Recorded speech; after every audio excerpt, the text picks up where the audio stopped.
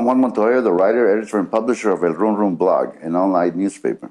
In our effort to inform you of the political races currently being contested, we bring you an interview with Tony Yzaguirre, the incumbent in the runoff election for Cameron County, Texas Assesor-Collector. Voters for the past 30 years have chosen to keep Yzaguirre there, and he's campaigning to win again in the May 28th election. His opponent is Eddie Garcia, a member of the BASD board, who retired after 30 years as a policeman, none of those years with any experience in taxes. Welcome, Tony. Thank you, Juan, for having me here, inviting me here to discuss the issues and the problems that might arise as part of this election, Juan. Okay, thank you. Well, right off the bat, the hot issue right now seems to be the high property appraisals, the increase of homestead exemptions to $200,000 now, and how this has impacted your tax bill. Can you explain the dynamics in play and how this affects local taxpayers and taxing entities, and what challenges your office has had to deal in trying to explain the impact to their tax bill? Well, as you know, Juan, that the Tax Assessor Collector's Office has nothing to do with appraisals, and I think that's the misunderstanding throughout the county. Oh, yeah. Whenever the appraisal protest notices are mailed out, which were mailed out last month, we take the brunt of the calls, meaning that the taxpayers out there, not all of them, but quite a few, they think that the Tax Assessor Collector's Office is responsible for those values. It sets the values. It sets the values, and the system was changed back in 1980 by the pivotal bill, which separated the duties of the assessing process versus the tax collection process. So since then, and it's part of the Texas Constitution because we all voted on it. So my office has nothing to do with the appraisals, the appraisal process. But it has created an issue with our taxpayers in Cameron County because their values went up. They went up for X amount of reasons, whether it's the economy or the real estate market Improvements, or your improvements. But you know, our office tries to answer every single call that we get pertaining to property values also. That's not our responsibility, but we do it. I do it. My office is trained to answer all types of questions having to do with property values. But the main concern that my office has is making sure that every taxpayer, every homeowner in Cameron County files for a homestead exemption. What that does is, as we all know, we voted in November 7th of last year for the constitutional amendment that increased the homestead exemption from $40,000 to $100,000. That was a big deal in the state of Texas, Juan, because it was the governor and the legislature ran on the issue to reduce property taxes, tax relief, they called it. So this is a big deal.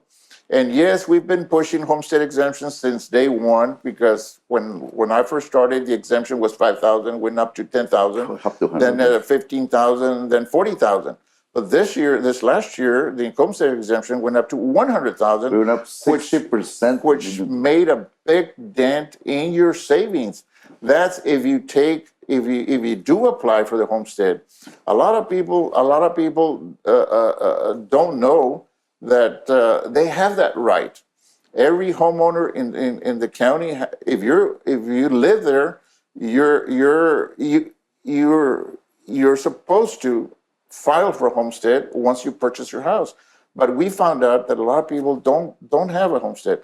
So I took it upon myself, my responsibility, to go to meet with every jurisdiction in Cameron County when this was going through the legislature in pushing every mayor, every city commissioner in the county to make sure that their constituents, their taxpayers, filed for a homestead exemption. So that's what we did. We did this before the thing was put in the ballot. I remember you did it before the election. Oh, it's way before, way before. Yes, the election wasn't even in the picture one, but I saw this as a way how my office could save the taxpayers some tax dollars, and because we knew this as a tax assessor collector for Cameron County, I knew this was very important. And based on the meetings that we had with other tax assessor collectors statewide, there's 254 tax collectors in the state of Texas, and we all knew this had to happen. This had to be approved by the voters. Right. But that's when we took action and started meeting with every jurisdiction in Cameron County to making sure that through their platform, their Facebook, that they notify their taxpayers to apply for this homestead. So we hit the road running even before it got approved by the voters. So what we did, we partnered up with most of the civic organizations like the Rotary Club, the Santa Club, the United, all those organizations, the veterans groups, that how important this homestead exemption was, because we found out there's still a lot of people that don't or haven't applied for a homestead exemption. But just to tell you real quick how this has worked, since in the last 8 months, Juan, we have returned thousands and thousands of checks to the taxpayers that have filed for homestead, and we've returned a little over $14 million in property taxes to our homeowners, to the taxpayers, to those people that have filed for homestead. So that's a big deal. That's an average of $1,200-$1,500. So it's one way. My office, I cannot reduce property taxes. I cannot reduce tax rates. I cannot reduce property values. But there's one thing we can do is making sure that everybody applies for a homestead in order for them to get this new credit that's allowed by the statute. Well, and it's a double-edged sword here, because on the good side, you have a lower tax bill, but on the other hand, your entities that depend on those taxes, like the schools, for example, Brownsville is $28 million in the hole as a result of all those changes. It's hard for people to understand how one affects the other, isn't it? Yes, it is, because when I mailed out the tax bills this year, of course the taxpayers saw a reduction in their tax bill because of the homestead. But at the same time, the legislature pushes the comptroller's office to push the appraisal districts to increase property values, because school districts rely on that high value. So you have a high value, you reduce the tax income. The taxes include the tax exemption, which you can pay less taxes, but at the same time you have higher values. That doesn't make sense. To me, it doesn't make sense, because it's at the end, the taxpayer is going to be paying the same or even more property taxes. And that's where individuals like me, the tax collectors, we have to educate the people as to why it happened. Okay, but there's school districts out there. They're responsible with their monies, with their budgets. But as you just mentioned, that the school district is about $28 million in the red. Yes. And last year they had issues also. It looks like the last 3 years, BISD has had problems in the financing. They actually had to have a rate increase, didn't they? Vote for a rate increase. The last 3 years, the school district has increased their property tax rate for the last 3 years. And yet, they haven't been able to balance their budget. Up to now, yeah. And something's wrong. Something's wrong somewhere, and I think the legislature is looking at that very close. Not only the BISD, but school districts throughout the state. Throughout the state, Because what we hear behind the scene through being a member of the school tax assessors, the county tax assessors, the municipal tax assessors collectors statewide, the theme is that it looks like the governor and the legislature is pushing vouchers. Correct. Okay. Yeah. And the state of Texas has so much money for these homestead exemptions, for this tax relief, but that money's going to run out one of these days. I would say in the next 2-3 years. So I'm thinking, and the word is that they're going to push the vouchers again, and it's going to get to And reduce funding for public schools. what they're going to do. What we're thinking is this legislature is going to eliminate the tax rate for the school districts. That's what it's leading. So if that happens, the school districts are going to have to rely on new funding from the state. So because as you know, Juan, the voucher program that was introduced, they were going to give every parent for every kid $8,000 to send your child to any school district that you want, any school. It doesn't matter. But if that happens, the school districts are going to lose control of Their district. of the district. And if that happens, they're going to eliminate the tax rate for the school district. And I'll tell you what, I think it's leading to eliminate the entire school boards throughout It's going to take all the decision making away from them. Well, the problem is what we're hearing is that the majority of the school districts are not stable. They're involved in too much politics and not enough in education. And I think that's what the legislature is looking at, that most of the school districts, and we can include BISD, it's just politics. They have forgotten how to really run a BISD budget. When you have to raise taxes for the last 3 years and you have a deficit of millions and millions of dollars, you have to close schools and consolidate. Well, you have an issue. You have a problem somewhere. Yeah. There's an issue somewhere, and it hasn't been fixed. Obviously, Tony, if you want to understand taxes, and I don't, tell the truth, if you want to understand taxes, you have to have a very good background and experience in doing that. On the other hand, some of your talented supporters are claiming that you've been in office too long. But given the constant changes that Austin is imposing on taxpayers, do you think that somebody unfamiliar with a tax code can quick study it and hit the ground running? Well, yes, we've been in office for about 30 years, and we haven't been sitting on our butts. Yesterday we had an opening. We added two lobby windows in the city of Los Fresnos. Los Fresnos, yeah.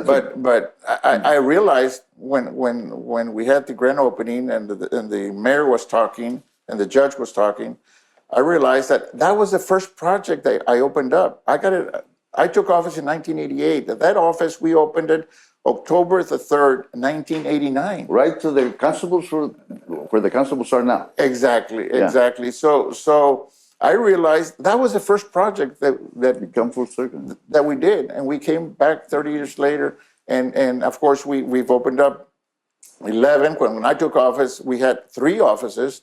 We had one in San Benito, a small office in San Benito, one in Harlingen, and one in Brownsville. So when I campaigned back when I visited our constituents in Port Isabel, La Feria, Riondo, the first thing they asked, Juan, is, Mr. Yzaguirre, if we elect you as tax assessor-collector, are you going to open up an office in Port Isabel, in La Feria, in Riondo, in Los Fresnos? And my answer to them, look, I don't promise anything, but I'm going to try my best to open up an office in your city, because it doesn't make sense. It didn't make sense to me back when that driving from Port Isabel all the way to Brownsville to get your license plates or pay your property taxes. It didn't make sense from the La Feria individuals driving to San Benito or to Harlingen to pay their property taxes. It was one goal that I was able to succeed in. Now we have 11 offices throughout the county, and they've been very beneficial because I was able, by opening an office countywide, that showed the city of La Feria ISD, Riondo, all those districts that are there to consolidate with my office. I was able to consolidate. To date, Juan, we have 100% consolidated tax collections. In the county. We used to collect for 13 districts. Now we collect for 54 taxing districts, plus another 37 light districts. So that tells us or me that accountability is there. They trust what we're doing. If not, they would not consolidate with my office. And yet we have individuals out there that are complaining that we have too many offices. And I think my opponent said that it's not gossip. He made a statement in one of the podcasts that the county had too many tax offices. Well, that's not right. He would be able to get an argument from all those elected officials and board members Oh out there in the yes, district, right? as I travel throughout the county, since he made that statement, I've had endorsements from the mayor of Los Fresnos, Port Isabel, San Benito, Riondo, and La Feria, because they cannot wait and see and find out that if this other person gets elected because of the statement he made, there's too many offices out there. What that entails is that he's planning on closing some offices. Fire some people, whatnot. Yeah. So that doesn't make sense, and doesn't make sense to them. So they came forward, Juan, and to my surprise, I've been endorsed by every mayor in those small cities. Well, you have a fan in the county too, Sophie Benavides, who was brought up as you were in the southmost area. He has been championing your idea of bringing the services to the people of Southmost, which it's big. It's twice as big as San Benito, and it's been ignored for a long time. That's one of the projects. That's one of the very last projects. One that I took on 3 years ago when the water tank. We all know the water tank was demolished, and it wasn't for elections because you had just gotten elected, right? Exactly. And the first thing we did was negotiate to get the property donated to the county and build a tax office for the Southmost area. According to the census numbers, there's 47,000 people that live in that area. And in my book, I think those people deserve their own tax office. And I went to the Commissioner's Court, the judge, and they agreed with me. So they were able to get some funding together, and I was able to get the property donated from... Well, no, you did more than that. You got the school district, you got the PUB, you got the city to basically donate the land. It was donated. That was one of the things that the judge and the county commissioners indicated to me, is that if you're able to get the property donated, then we'll build the building.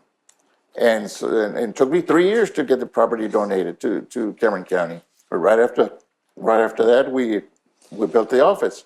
So but the numbers show that there was a need. There was a need for having that office there. Right. If San Benito can have one, can Los Fresnos, Port Isabel, and their population is not 47,000 people. So for him to say that the Southmost area don't deserve a tax office, that's not right. It didn't make Commissioner Benavides happy. Let me put it that way. And she has made it clear that she does. Yes. There's change for change's sake, and change because it comes, and you have to be ready for it. What do you see? What do you foresee coming in the future? How will it impact, the average taxpayer and the other taxing entities which depend on providing services funded by property taxes? You were speaking about it a little while ago. Well, if my office, every budget that's approved by every jurisdiction relies on the tax office, on the tax assessor collector's office. Like I told you a few minutes ago, we're consolidated. They rely on the monies. Every dollar that's collected today is in their bank tomorrow. And the reason that's done is because it's in the statute. Because if that dollar is not in their bank the next day, then I have to pay interest on that dollar.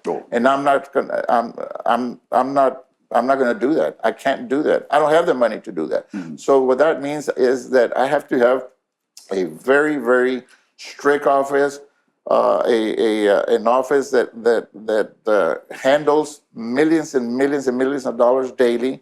And I need to make sure, and I have the professional staff that does that on a daily basis. And efficient. Very efficient, very efficient. You can't find another office like us. But going back to the accessibility of tax dollars for each district, they rely on those tax dollars to be in their coffers. They adopt a budget based on my tax collections. If I don't have a tax collections of at least 97, 98, then their budget is going to be hurting. Correct. Their budget is going to be hurting because their budget is adopted based on my tax collections rates. Okay, so when I took office back in '88, the collection rate for Cameron County was 86%. 86%. So slowly but surely, with the new technology, the new staff, and the offices being open countywide, we've been able to increase that collection rate from 88 to 97.6%. That's 98%.